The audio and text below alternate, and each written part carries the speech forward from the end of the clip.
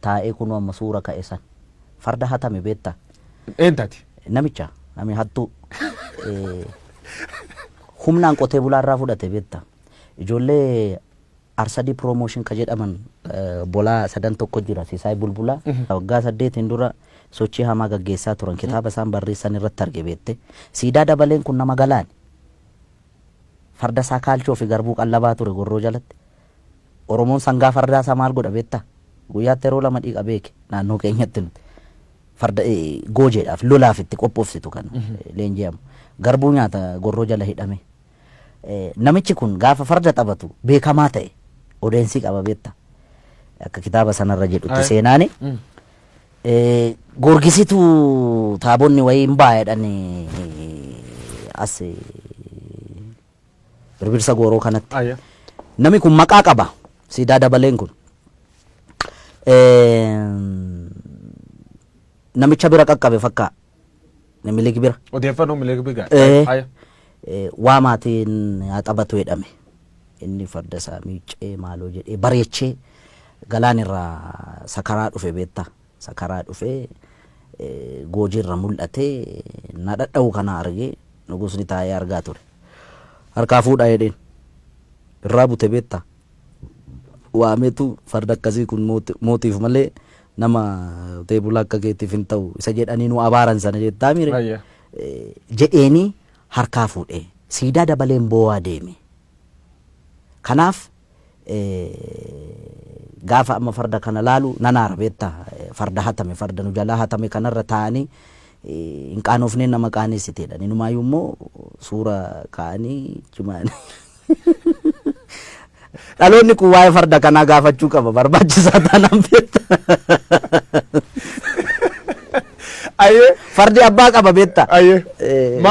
Warri Miniliki leellisu ka fardi kasaati jedhu maal jettaan fardi kasaati inni fardumisaatiin dhufee. No inni calqaba harree yaabbatee dhufe. Gara Oromiyaa gaafa seenu seenaa jedhaa bara caaluu miti kan jedhu. Seenaan immoo rirmi nyaatu beektaa. Seenaan seenaadha. Okay? Yaabbii fardaa isatti beekanni amma waa'ee Adwaa faana wal qabate.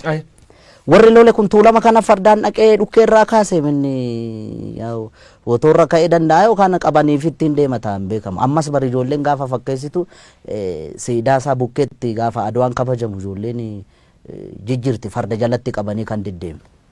Sangaa farda si jalatti hin qaban yoo yaabbii dandeessedha kan yaabbatu. Namoonni siidaan kun ka jiganii jedha. Siidaan kun yoo jig fardi akka fardi ka Oromoo. Fardi kan Oromoodha. Akkam tolcha. Farda akkamitti jigama. Akkam tolcha. Ka jige yoo inni isaarraa jigsan malee. Okay gaa inni walumaa galattan fardi abbaaf deebi'uu qaba inni dhaloonni hindeeffata baay'ee.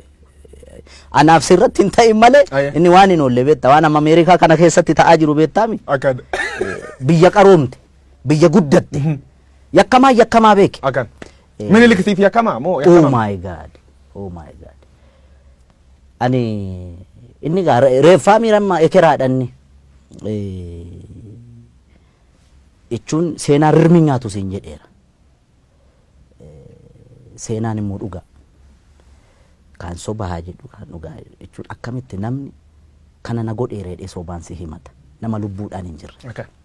Aannolee irratti kana godheera, calanqoo irratti kana godheera gaafa jedhamu. Aboo bara sana inni barkanaan mallatteessa jedhan. Warri harkaan mallatteessu warri maastarsaa fi digirii fi PhD qabu baran mallee ulfajjeesaa jira beektaami. Inni barsanatti doofummaa sanaan harma yoo mure harka yoo mure maal inti ni gaa doofaa waan ta'eef miti qotee bulaarraa kan farda hatu kan farda saamu walumaa galatti yakkamaa hamaa. Yakkamaa beeta mangisti keettee Oromoon lolti. Wanniin isa kasiidaan isa beeta mangistu kan palaasii mootummaa keettaa sun akkamitti ilaaltate? Maltee fi wanni sun. Rifadheeran. Maaliif seete tokkoffaa ekeraa achi keessatti yaadannoo ekeraayyuu gochuun sirrii miti nama intini